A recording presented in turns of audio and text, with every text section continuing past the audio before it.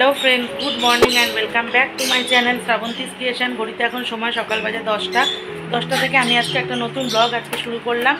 আশা করছি তোমরা সবাই অনেক ভালো আছো। তো এদিকে দেখো মাম্মাম ঘুম থেকে উঠে পড়েছে আর ও একদম ব্রাশ করে নিয়েছে। আমিও কিন্তু উঠলাম, উঠতে উঠতে 9টা বেজে গেছে, কারণ কালকে একটু রাত করে ঘুম এসছে। তারপর ভোরবেলায় উঠেছি, তো উঠে তারপরে শুয়েছি আর একদম ঘুম এসে গেছে।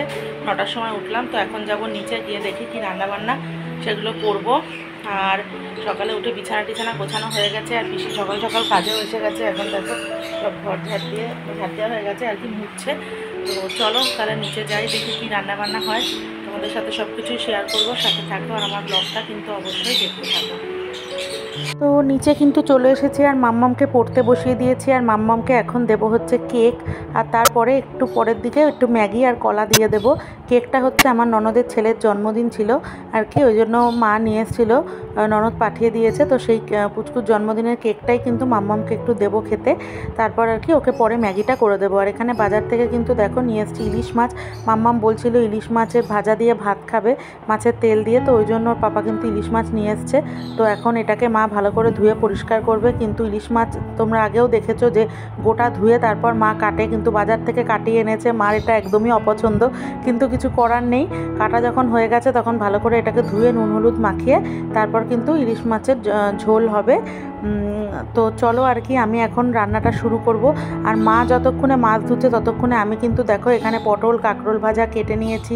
তারপর আলু পটল সয়াবিন দিয়ে একটা তরকারি হবে, সেই পটলটাও কিন্তু আমি কেটে নিয়েছি। আমি দেখলাম মা মাছ ধুচ্ছে, আমি বসে থাকবো কেন, তাই আমি কিন্তু কাটাকুটিটা শুরু করে দিয়েছি। আর না হলে মাই কিন্তু কেটে দেয়, আমি রান্না করি। তো যাই হোক, এদিকে কড়াইতে কিন্তু বেশ খানিকটা তেল দিয়ে দিয়েছি, দিয়ে আমি কিন্তু এখানে ভাজাভুজিগুলো আগে করে নিচ্ছি। আর পটল আর কাঁকরোল ভাজা কিন্তু ভীষণ ফেভারিট, মাম্মামও খুব ভালো খায়। আর ডাল কিন্তু আজকে হচ্ছে না, যেহেতু ইলিশ মাছ হলে না বেশি কিছু লাগে না। তো গরম ভাত দিয়ে কিন্তু এই পটল আর কাঁকরোল ভাজা খেতে খুবই সুন্দর লাগে, আর ডালও লাগে না। তো এখানে কিন্তু ওই জন্য ওই ভাজাগুলো করছি। মেনলি ওরকে মাম্মাম খুব ভালোবাসে, আর আমিও ভালো খাই, বলে লাভ নেই, আমিও পটল ভাজা কাঁকরোল ভাজা এগুলো ভীষণই ভালো খাই। তো যাই হোক, এখন এগুলো ভেজে নিয়ে তারপর দেখো আমি কড়াইটা ওইদিকে ট্রান্সফার করে দিয়েছি, কারণ যে তরকারিটা করব আলু পটল সয়াবিনের, সেই তরকারিটাও কিন্তু পটলগুলো ভেজে নিচ্ছে। আর এপাশে আর একটা কড়াইতে আমি ইলিশ মাছের তেল খানিকটা মা বের করেছে, সেই তেলটা দিয়ে তেল চচ্চড়ি করব। তো যার জন্য কিন্তু আমি দেখো কালো জিরে আর শুকনো লঙ্কা পেঁয়াজ দিয়ে দিলাম, দিয়ে কিন্তু পেঁয়াজটা একটু ভাজা ভাজা হলে মাছের তেলটা দিয়ে দিলাম। যদিও খুব অল্প পরিমাণে, তেলটা বেশি নয়, তা হলেও আর কি যতটুকুই হোক না কেন গরম ভাত দিয়ে খেতে খুবই ভালো লাগে ইলিশ মাছের এই তেল চচ্চড়িটা। ইলিশ মাছ কেন, যে কোনো মাছেরই তেল চচ্চড়ি খুবই ভালো লাগে। তো যাই, সেখানে ইলিশ মাছ হলে তো কথাই নেই। তো যাই হোক, এখন এখানে এটা চলছে আর ওপাশে কিন্তু আমার পটল ভাজা চলছে। দুটো কড়াই বসিয়েছি ইচ্ছা করেই, যাতে তাড়াতাড়ি করে রান্নাটা হয়ে যায়। তারপর মাম্মামের তো জানোই তোমরা, এক্সাম স্টার্ট হচ্ছে, ওকে নিয়ে একটু আমায় দেখতে হবে, না হলে কিন্তু হবে না। ওই জন্য সব কাজই আর কি সময় মতো মেনটেন করে করার চেষ্টা করি। তো এখানে কিন্তু আমি তার মধ্যে দেখো বেগুনও দিয়ে দিলাম, দিয়ে কিন্তু হলুদ নুন মিষ্টি যা যা লাগে সবই কিন্তু দিয়ে দিলাম, আর কয়েকটা কাঁচা লঙ্কাও ছিঁড়ে এর ভেতরে দিয়ে দিয়েছি। তো যাই হোক, এবার এটা কিন্তু একটু ভাজা ভাজা হবে, আর কিন্তু খুব অল্প পরিমাণে জল দিতে হবে, কারণ বেগুন টেগুন এমনি খুব নরম জিনিস, সেদ্ধ হয়ে যায়। আর এটা বেশি জল তো একদমই লাগবে না, সামান্য জল দিয়ে ঢাকা দিয়ে সেই একদম মানে মাখা মাখা হবে, ওটা কিন্তু খেতে খুব ভালো লাগে। তো সেই মতো আর কি আমি করছি। চলো যাই হোক, মাম্মামের পরীক্ষা মানে বোঝোই তো, সন্তানের পরীক্ষা হলে মায়েরও পরীক্ষা, বিরাট একটা চ্যালেঞ্জ আর কি। কতটা ওকে তৈরি করতে পারলাম, কতটাও মানে পারবে, এটা নিয়ে একটা বিরাট চিন্তা থাকে। যদিও জানি খুবই ছোট, কিন্তু তাহলেও বলো ছোট থেকেই তো মানুষ তৈরি করাটা শুরু করে না। তো এদিকে দেখো তোমাদের সাথে কথা বলতে বলতে আমার ইলিশ মাছের তেল চচ্চড়ি কিন্তু একদম রেডি। আর আমি বাটিতে দেখো তুলে নিচ্ছি, খুব বেশি হয়নি, অল্পই হয়েছে। তবে যা হয়েছে আমাদের 4 জনের কিন্তু হয়ে যাবে। তবে বাবাকে হয়তো মা এটা দেবে না, কারণ বাবার সব কিছু খাওয়া বারণ, বাবার খেলে না তখন পেটে মানে প্রবলেম শুরু হয়। তো যাই হোক, এখন কিন্তু আমি দেখো কড়াইয়ের তেলটা যদিও পুরো কালো হয়ে গেছে পটল ভাজার পরে, কিন্তু কোনো অসুবিধা নেই, তরকারি করলে কিছু হবে না। তো আমি কিন্তু তার মধ্যে জিরে তেজপাতা ফোড়ন দিয়ে আলুগুলোও দিয়ে দিলাম, দিয়ে কিন্তু আমি ওই তরকারিটা করে ফেলছি, কারণ পাশে ভাত হচ্ছে আর বিশেষ কিছু তো রান্নাবান্নার নেই, ওই জন্য ওই তরকারিটা করে ফেলছি, লাস্টে মাছটা হবে। তো এখানে দেখো তার মধ্যে পেঁয়াজ কুচিও দিয়ে দিলাম, আর পেঁয়াজ না পেস্টে কিন্তু একদমই দেওয়া হয়নি, কারণ পেস্টে দিলে না ভীষণ কাই হয়ে যায়, মানে ঝোলটা বেশি মশলা হয়ে যায়, ওই জন্য পেঁয়াজটা কুচিয়ে দেওয়া হয়েছে। আর আদা রসুন টমেটো আর গোটা গরম মশলা আর জিরে ধনের গুঁড়ো, এটা কিন্তু মশলাটা টমেটো দিয়ে পেস্ট করে সেটা কিন্তু দিয়ে দিলাম। এবার ভালো করে মশলাটা কষে নেব, নিয়ে তার মধ্যে কিন্তু সোয়াবিনগুলো অ্যাড করব, ঠিক আছে। তো সোয়াবিন মানেই কিন্তু মানে খুবই ভালো লাগে, আর সোয়াবিন তরকারিতে পড়লে, এই তরকারিটা আমি নিরামিষভাবেও করে দেখেছি আদা জিরে বাটা দিয়ে, কিন্তু অতটা টেস্ট আসে না। কারণ কি বলো তো, সোয়াবিন দিলে না একটু পেঁয়াজ আদা রসুন না দিলে রান্নায় কিন্তু ঠিকঠাক টেস্টটা আসে না। তো এই তরকারিটা কিন্তু খুবই সুন্দর লাগে খেতে, পটল সোয়াবিন আলু দিয়ে। তোমরা ট্রাই করে দেখতে পারো, সিম্পলের মধ্যে কিন্তু রান্নাটা খুবই সুন্দর। তো যাই হোক, এখন আমার ভালো করে মশলা কষা হয়ে গেছে, আমি কিন্তু জল দিয়ে দিলাম। আর এদিকে দেখো মা কিন্তু বাজার থেকে যা যা এনেছে সেগুলো সব গুছিয়ে তুলছে, মানে আদা টমেটো তারপর পেঁয়াজ আলু, হ্যাঁ নানা রকম জিনিস আর কি এসব এনেছে, যেগুলো ফুরিয়েছে সেগুলো সব মা গুছিয়ে গুছিয়ে এখন তুলছে। তো আমার কিন্তু এখানে রান্না বলতে মোটামুটি শেষ, মা এবার মাছটা করবে। ইলিশ মাছ হলেই আমি মার উপর দায়িত্ব দিয়ে দিই, আমি একদমই রিস্ক নিই না। তো এখানে মা দেখো এটা ভাজা, অলরেডি মাছ ভাজার জন্য তেল বসিয়ে দিয়েছে। তো মাকে বললাম তুমি তাহলে এটা করো, আমি ওপরে গিয়ে আমি ওপরের কাজগুলো এবার সারবো। তো মা তাহলে এদিকে করুক, আর পাশে তো ভাত হচ্ছেই। তাহলে চলো আমি এবার ওপরে যাই, গিয়ে মাম্মামকে স্নান করিয়ে আমিও স্নান করব। তারপর অনেক কাচাকুচি আছে, সেগুলোও আমায় করতে হবে। তো এখানে মা করুক, তারপরে আমি নিচে এসে কিন্তু তোমাদের নিশ্চয়ই দেখাবো যে ইলিশ মাছের কি হলো আর কি, ঝোলটা কেমন হলো না হলো সবই তোমাদের দেখাবো। তো চলো আপাতত সাথে থাকো, আর আমার ব্লগটা কিন্তু অবশ্যই দেখতে থাকো। হ্যালো ফ্রেন্ডস, তো ঘড়িতে এখন সময় দুপুর প্রায় 2টো বেজে গেছে, আমার আজকে কাজ সারতে সারতে দেরি হয়ে গেছে। তো এখন মাম্মামেরও স্নান অনেকক্ষণ আগেই হয়ে গেছে, আর ও বসে বসে এখন ওখানে ওই যে সব পুতুল নিয়ে খেলছিল। এখন নিচে গিয়ে ওকে ভাত খাওয়াবো, ওর তো ভীষণ পছন্দ ইলিশ মাছ, সেই ভাজা দিয়ে ভাত খাবে। আর যত কাঁচাকুচি ছিল সব কেটে ছাদে দিয়ে দিয়েছি, তারও তোমাদের দেখাচ্ছি। এই দেখো সব কাঁচাকুচি করে একদম ছাদে মেলে দিয়েছি যত কিছু ছিল, আর মাম্মামকে গিয়ে খাওয়াবো। তো চলো, এখানেই দিয়ে দিয়েছি, শুকিয়ে যাবে। রোদ্দুর যদিও কম আছে, সকালে তো এক পশলা বৃষ্টিও হয়ে গেছে। তো ঠিক আছে, চলো নিচে গিয়ে মাম্মামকে এবার খাওয়াই, সাথে থাকো।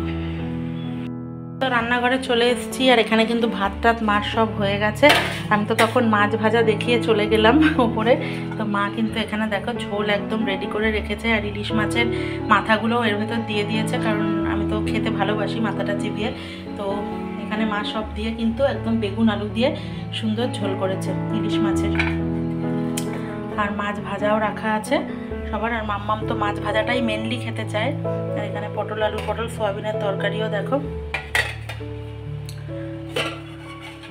সব দুটোর মধ্যে রেখেছে, আসলে অনেকটা তরকারি তো ধরছে না। তো ঠিক আছে, চলো তাহলে মাম্মামকে এবার খাইয়ে নিই। আর এই দেখো এখানে মাছ ভাজাও সব রেখেছে মা আলাদা করে, এটা তোমাদের দেখাতে মনে নেই, যাই হোক এই মাছ ভাজাটাও রেখেছে। আর এখানে মাছের তেল রেখেছে, তো যেটা এখন মাম্মামকে আমি খাওয়াবো। আর এখানে কিন্তু পটল কাঁকরোল ভাজা সব রয়েছে। তো দারুণ আজকের লাঞ্চ মেনু। আর গুড়গুড়ি কিন্তু এদিকে চলে এসছে। আমি খাবো না মা এখন, এইটা ঠামকে দাও। দেখো মা এই লজেন্সটা খেয়ে দেখো কি সুন্দর। তো চলো তাহলে গুড়গুড়িকে এবার খাইয়ে দিই, সাথে থাকো, পরে কথা হচ্ছে। আর দুপুরবেলা খাওয়া দাওয়া করে ওপরে এসেছি, ঘুমাতে যাব। দেখো তখন দেখছি কি জোর বৃষ্টি নেমেছে, ভাবতে পারবে না। এদিকে আকাশ দেখো পুরো নীল, কোনো মেঘের বংশ নেই, অথচ কি জোর বৃষ্টি পড়ছে। আর বৃষ্টি দেখেই তো মাম্মাম প্রচণ্ড এক্সাইটেড হয়ে গেছে, দেখতেই পাচ্ছ প্রচণ্ড জোর আওয়াজ হচ্ছে। তো যাই হোক, জানি না কতক্ষণ এটা হবে, কিন্তু খুব ভালো লাগছে। তার মাম্মাম দেখো এদিকে নাচানাচি শুরু করে দিয়েছে। আর এই ব্যাগটা দেখো, ওর ঘুরতে গেছিলো বাইরে দার্জিলিংয়ে, ওর জন্য নিয়ে এসছে এই ব্যাগটা, তারপর প্যান্ট একটা এগুলো নিয়ে এসছে। তো ওটা ওর খুব পছন্দ হয়েছে ব্যাগটা, ওটা নিয়ে সারাদিন নাচানাচি করে যাচ্ছে।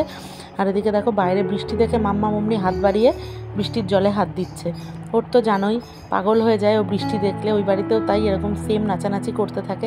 তো এখানে কিন্তু ছাদে কিছুটা সময় আমরা দাঁড়িয়ে দাঁড়িয়ে বৃষ্টিটা দেখছি। তো তারপর গিয়ে আমরা কিন্তু শুয়ে পড়বো, পরে একটুখানি রেস্ট নেব, নিয়ে তারপর বিকালে উঠে তো জানোই যেমনকার রুটিন সেরম চলবে। তো চলো আর কি, আমরা মা আর মেয়ে মিলে একটু বৃষ্টিটা উপভোগ করি। আর তোমাদের সাথে কিন্তু আবার বিকালবেলা কথা হচ্ছে, অবশ্যই সাথে থাকো, পরে আবার আসছি। Friends, good evening. এখন ঘড়িতে সময় কিন্তু বাজে সন্ধে প্রায় 6:45। আর এখন দেখো মাম্মাকে রেডি করছি। এই যে জামা পরিয়ে দিয়েছি, ও এখন ওর পাপার সঙ্গে একটুখানি বেরোবে, গিয়ে কিছু জিনিস কেনার আছে সেগুলো আনবে। আর আমি এদিকে বিছানাগুলো এখন সব গোছাবো, কারণ মাম্মাম সব পুতুল উঠেই ঘুম থেকে সব ঢেলেছে, সেগুলোকে সব গোছাবো। গুছিয়ে তারপর মাম্মাম আসলে ওকে বনবিটা খাওয়াবো। তো চলো আগে চটপট করে তাহলে ওকে রেডি করে বিছানাটা আমি গুছিয়ে ফেলি, তারপর তোমাদের সাথে আবার কথা হবে। আর নিচে আমি যাব এখন, গিয়ে তারপর চাটা খাবো, কারণ মাম্মাম বেরোচ্ছে। আমি ওপরে একা একা কী করবো, তাই নিচে মা বাবা আছে, ওদের সাথে গিয়ে একটু কথা বলবো। তো চলো তাহলে আমি কাজগুলো আগে সেরে নিই, মাম্মাকে চটপট রেডি করে নিই, তারপর তোমাদের সাথে আসছি, সাথে থাকো।